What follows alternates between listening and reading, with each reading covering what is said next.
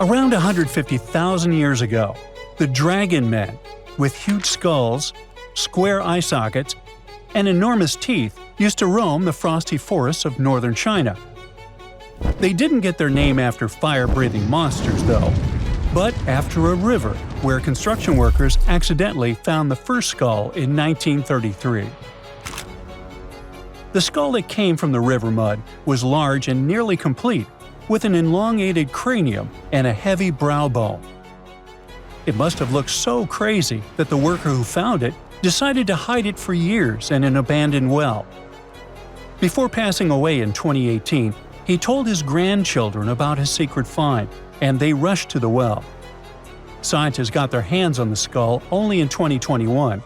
They noticed an odd mishmash of features: a squat and wide skull, like in ancient hominins, a tooth with 3 roots that you'd rarely see today, and at the same time, delicate cheekbones, which are common now. To identify the find, a team of scientists studied 95 old skulls, jawbones, and teeth from different ancient human groups. They carefully examined over 600 details on these fossils to understand how these ancient humans were related. Then, they used a super-powerful computer to create billions of family trees showing how these groups evolved over time. The goal was to find the simplest path of evolution, which most scientists think is the most likely way things happened. After all the calculations, the tree showed that the Dragon Man skull belonged to a new branch of ancient humans, and it turned out to be very closely related to modern human mammals. Researchers found out that the skull belonged to a man who lived at least 146,000 years ago in East Asia.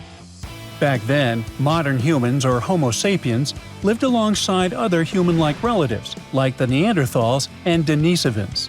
The discovery of the Dragon Man, or Homo longi, as they also call him, could rewrite the story of human evolution. It might be closer to modern humans than even the Neanderthals. We just had no idea what his face looked like until now.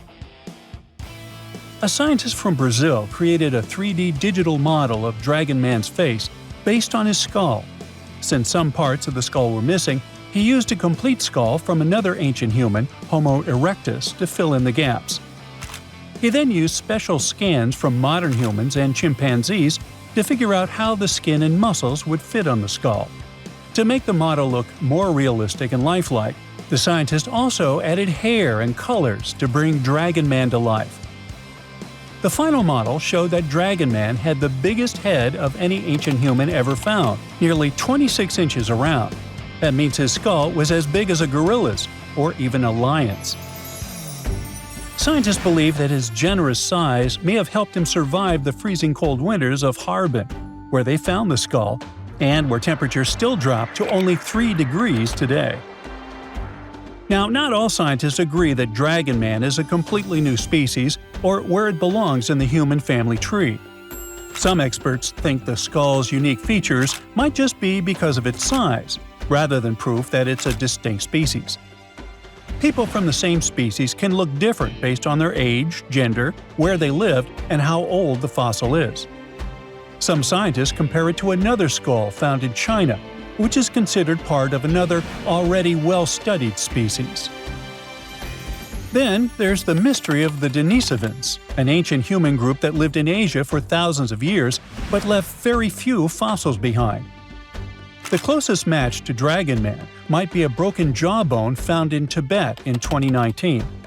Some scientists believe that means Dragon Man could be a Denisovan, but others aren't so sure because the Harbin skull has no jaw to compare it to.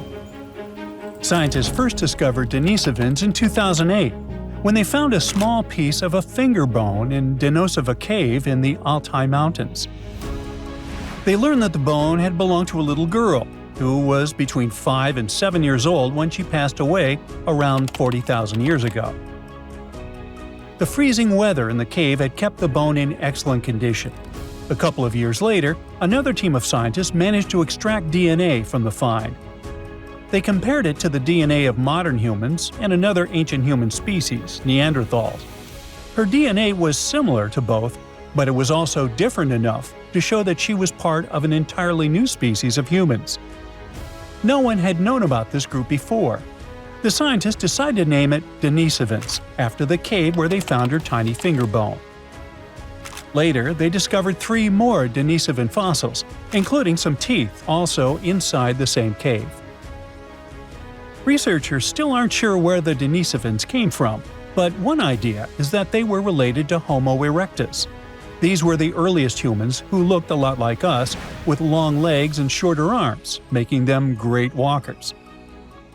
About 700,000 years ago, some of them left Africa and traveled all the way to Eurasia. They became the great-great-great-grandparents of both Denisovans and Neanderthals. Around 370,000 years ago, these two groups split up. Neanderthals went west to Europe and Western Asia, while Denisovans went east to East Asia and Southeast Asia.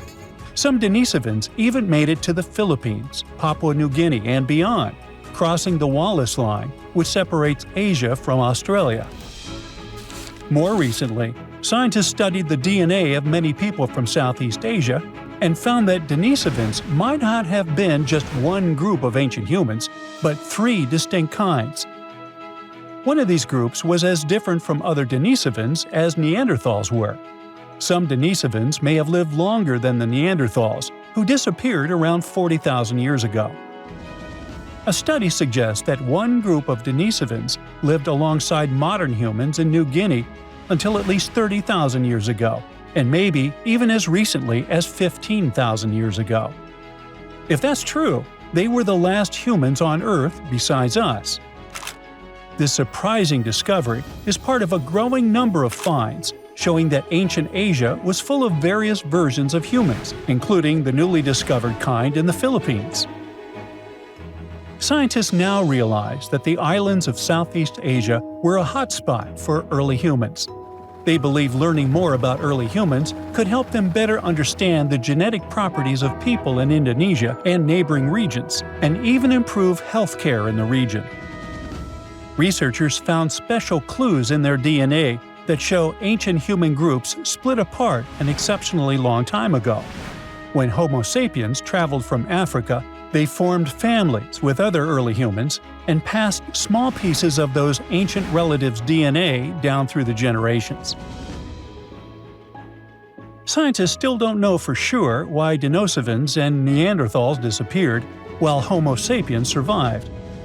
One plausible reason is that Neanderthals and Denisovans lived in small, close-knit groups, which may have caused health problems over time. Our ancient ancestors lived in big groups with more genetic variety, which helped them stay healthier and adapt to changes. Another big advantage was that Homo sapiens had strong social networks. They shared innovative ideas, tools, and survival skills. In the end, Denisovans couldn't handle the tremendous changes happening on Earth and slowly disappeared. That's it for today. So hey, if you pacified your curiosity, then give the video a like and share it with your friends. Or if you want more, just click on these videos and stay on the bright side.